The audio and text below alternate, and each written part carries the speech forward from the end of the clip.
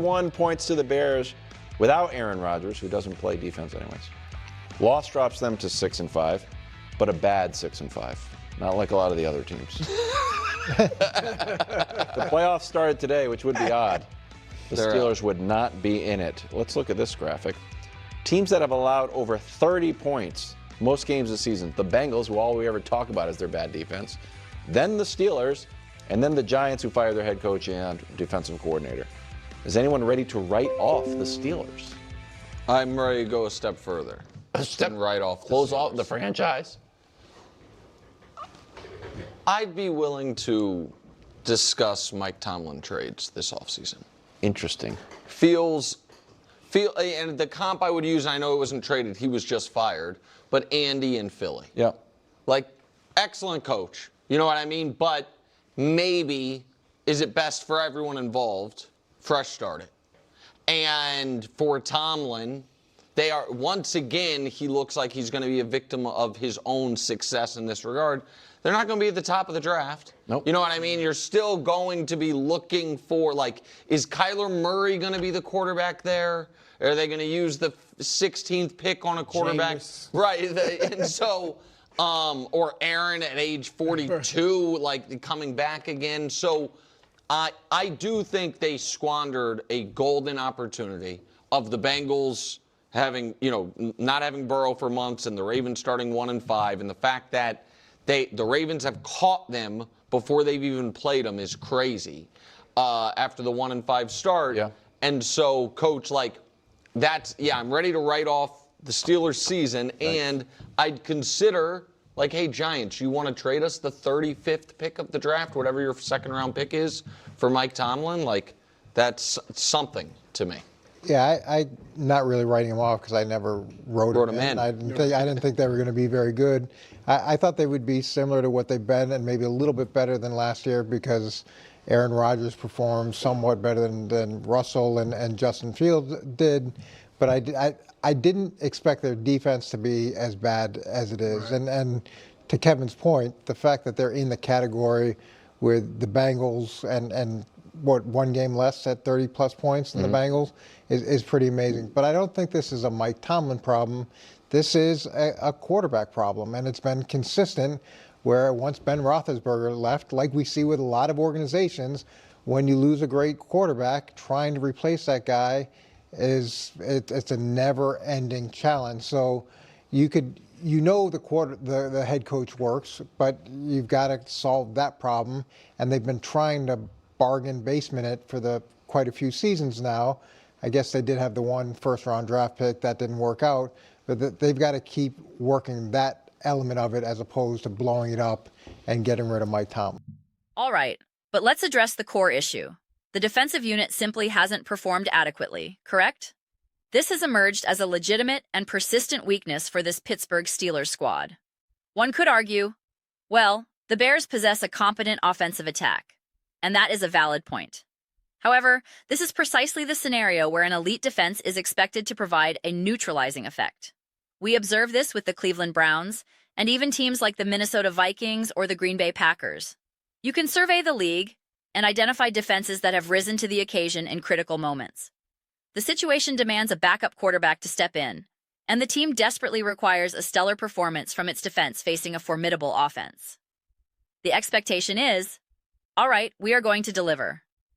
Frequently for Pittsburgh, that burden falls entirely on TJ Watt, simply being his dominant self. And can we please address why every single Steelers broadcast seems to feature JJ as the color commentator? It is driving me to distraction.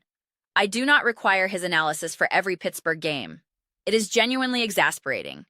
It is utterly maddening. Now, focusing on the game itself, with Mason Rudolph under center. What was the strategic objective on that play call that led to the interception? Let's be clear, it was an excellent defensive play by the Bears. But why was that the designated call in that situation?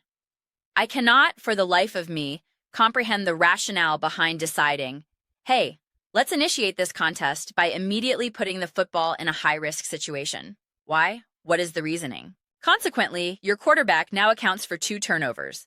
A strip sack can occur to anyone. Interceptions are part of the game. But the critical factor is their impact. These particular turnovers had devastating consequences. There was a pivotal moment where the Steelers were positioned to tie the game or even seize the lead. Instead, the strip sack occurs. And then, on the Bears' very first subsequent play, they complete a substantial 20 to 30-yard pass to a wide-open DJ Moore, instantly placing them inside the 35-yard line. That sequence is how games are ultimately decided. Those are the momentum shifts that determine victories and defeats. Furthermore, the decision-making on critical downs was perplexing.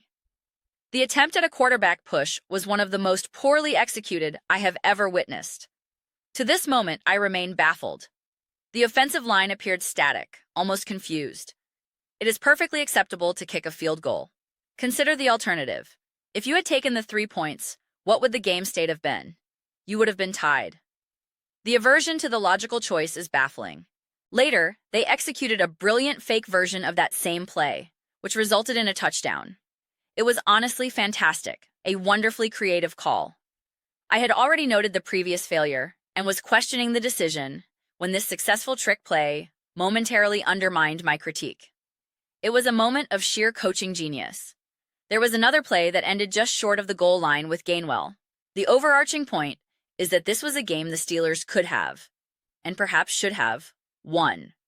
They were operating with their backup quarterback, committed multiple turnovers, and were hampered by several questionable strategic calls, all while their defense surrendered 31 points. Yet they remained in a position to secure a victory until the very end. In many respects, that reality makes the loss even more difficult to accept. It becomes infinitely more frustrating. You find yourself grappling with how to process it. It would almost be easier if they never had a chance, allowing you to conclude, we were simply not good enough. But when you analyze it, the conclusion is that a series of dubious decisions and moments of flawed execution were the primary culprits, and you were still right there, on the cusp of winning. That is a tough pill to swallow. Statistically, they were 8 for 14 on 3rd down and 1 for 3 on 4th down, with the final failure effectively ending the game. The conclusion of this contest was chaotic, with several games concluding simultaneously, making it challenging to track everything for analysis. The Steelers technically outgained the Bears, though that metric only holds so much weight for me. They accumulated 345 yards across 10 total drives, while the Bears had 328 over 12 drives. One could argue it was a quarterback-driven issue, a failure in pivotal moments. A significant portion of their yardage came on the ground, nearly 200 rushing yards, which I was pleased to see, even acknowledging that 55 came on the fake. There was genuine success in the running game. But with Mason Rudolph as your quarterback, the onus was on the defense to elevate its performance even further. They made a couple of positive plays, certainly, including the strip sack that led directly to a touchdown. It prompts an intriguing hypothetical. What would the Pittsburgh Steelers resemble if they possessed a legitimate, high-caliber young quarterback?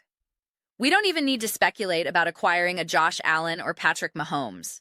What if they had a Sam Darnold, a prime Kirk Cousins, a Dak Prescott, an ascending talent like a Jaden Daniels or a Caleb Williams? What could this franchise achieve with such a player? Furthermore, consider the phenomenal success George Pickens is currently enjoying. That situation reflects poorly on the organization's past decisions.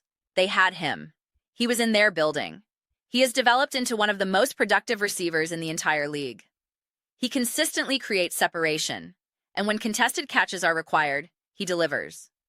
In the game against the Philadelphia Eagles, he was targeted 4 times in tight coverage and caught all 4, making monumental, game-altering receptions. The frustrating part is that they potentially could have retained both him and another premier receiver. It's not necessarily a direct financial impossibility. If you are winning football games, you find a way to manage the cap.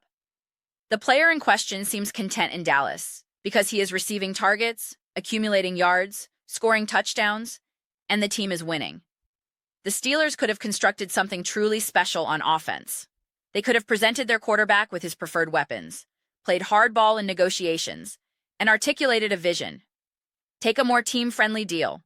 Look what we are building here. We will give you 2 elite wideouts, a strong defense. If you want to win here, this is the structure. They could have offered a package no other team could match. The front office could have navigated that situation with greater finesse. I am not declaring their season over. Perhaps when their starting quarterback returns, though his official timeline is uncertain, they can rebound. The upcoming game against the Buffalo Bills is a pure toss-up. The Bills are notoriously unpredictable. Will they be dominant? Will Josh Allen produce a historic performance? Or will he be under constant duress? It will be a brutal challenge. I am excited for the matchup, but I possess no definitive confidence in either outcome, which is how I prefer it, approaching it without strong preconceptions. One often hears the narrative, for years, the Steelers have struggled since Ben Roethlisberger's decline. While true, they remain a premier, high-quality franchise. Look around the league. The Bears have seemingly found their footing, the Commanders have a direction, the Buccaneers have stabilized, the Seahawks are competitive, the Colts appear to have their answer. We can list numerous teams that have successfully navigated their transitions. The organizations that fail to do so are the perennially struggling ones. The Cleveland Browns, the Las Vegas Raiders, teams you would never equate with the Pittsburgh Steelers. You could argue that finding a franchise quarterback is immensely challenging, and you would be correct. But you are the Pittsburgh Steelers. You should not be comparing your process or your timeline to the Cleveland Browns. That is not the standard. You are the Pittsburgh Steelers. You are football aristocracy. You are an elite organization with an unparalleled historical legacy. Consider the New England Patriots. They identified their path forward in a shorter time frame post-Tom Brady. They cycled through coaches, moved on from quarterbacks, and now they have their coach, their coordinator, and their quarterback. The result? They are among the top teams in the NFL. The Steelers are not only supposed to be a great franchise, but they are also supposed to already have the head coach component solidified. Other franchises spiral because they lack a coach and a quarterback simultaneously. Maybe they have one but not the other, leading to a messy, cyclical rebuilding process. The Steelers, in theory, should have already checked one of the major boxes. The fact that they seemingly haven't fully capitalized on that is a significant concern. It is a difficult situation to assess. I remain hopeful and optimistic that the Steelers can demonstrate resilience, particularly because it often feels like everyone is rooting against them. I always have a soft spot for teams that face widespread, overt animosity. People seem to actively desire the Steelers to lose, to fail. We shall see how they respond to that adversity. But these are simply my reflections. I would be absolutely delighted to hear your own. What are all of your thoughts concerning the Pittsburgh Steelers? Are you prepared to write off their season? Let me know your perspectives in the comment section below. I read every single comment. So, whether you find yourself in agreement or in vehement opposition, let's engage in some dialogue. Let's have some spirited debates. But ultimately, let's ensure we are enjoying the process. And please do consider subscribing. We are in the process of cultivating a phenomenal community here, and would absolutely adore having you as a part of it. My goal is to build something to which we all feel a genuine connection, something we are genuinely thrilled to be involved with. I believe we are making significant progress toward that objective. Also, please do not forget to give this video a thumbs up, as it genuinely assists with its visibility within the platform's algorithm. Thank you so much for your time. I look forward to seeing you next time.